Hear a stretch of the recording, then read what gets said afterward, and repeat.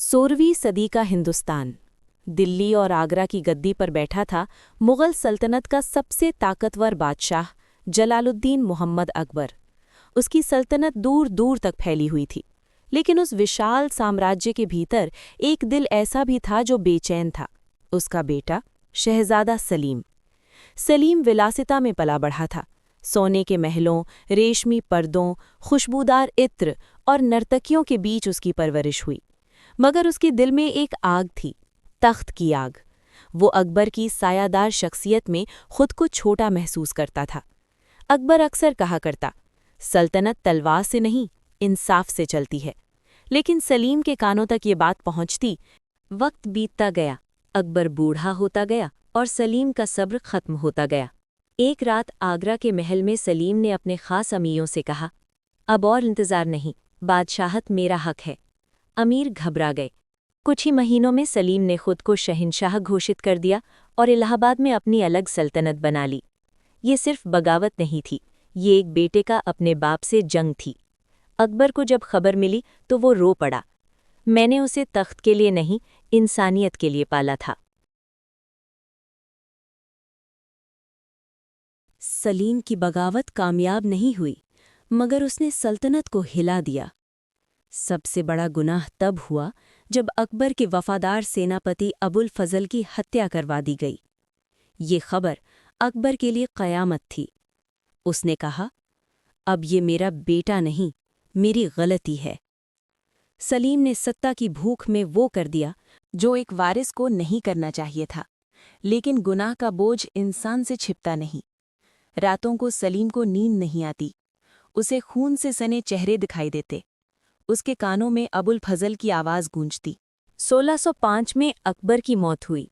सलीम आखिरकार मुग़ल सल्तनत का बादशाह बना, नूरुद्दीन मोहम्मद सलीम, जिसे इतिहास ने जहांगीर के नाम से जाना। ताज पहनाया गया, तोपें चली, सिक्के ढाले गए, मगर दिल खाली था।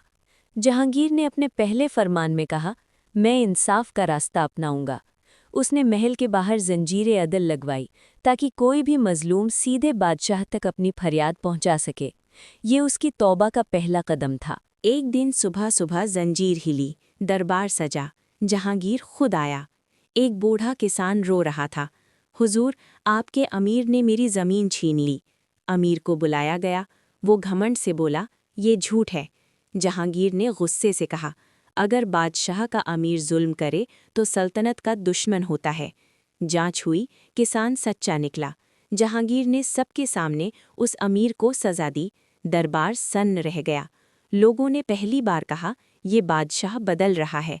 जहांगीर की जिंदगी में एक और मोड़ आया, नूरजहां।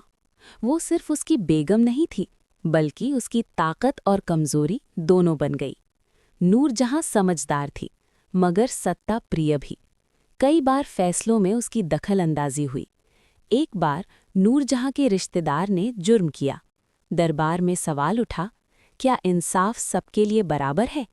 जहांगीर रात भर सो नहीं सका। सुबह दरबार में बोला, कानून बादशाह की बीवी से ऊपर है। उस रिश्तेदार को सज़ा मिली। नूरजहां चुप रही, मगर उसकी आंखों में हैरानी थी। जहांगीर एक और जंग हारता रहा, अपनी आदतों से। शराब ने उसके जिस्म को कमज़ोर कर दिया। वो अक्सर कहता, मैंने दूसरों को इंसाफ दिया मगर खुद पर जुल्म किया। बीमारियां बढ़ने लगीं, मगर उसकी सोच बदल चुकी थी। वो अक्सर कुरान सुनता, सूफियों से मिलता और कहता, बादशाह वही है जो मरने से पहले सुधर जाए। कश्मीर से लौटते वक्त जहांगीर की हालत बिगड़ गई। रात के सन्नाटे में उसने कहा, मैंने तख्त तो पा लिया, मगर चैन देर से मिला। उसने अपने बेटों को बुलाया, सल्तनत मिले या न मिले, इंसाफ मत छोड़ना। फिर उसकी आंखें बंद हो गईं। इतिहास ने जहांगीर को न पूरा जालिम कहा, न पूरा नेक।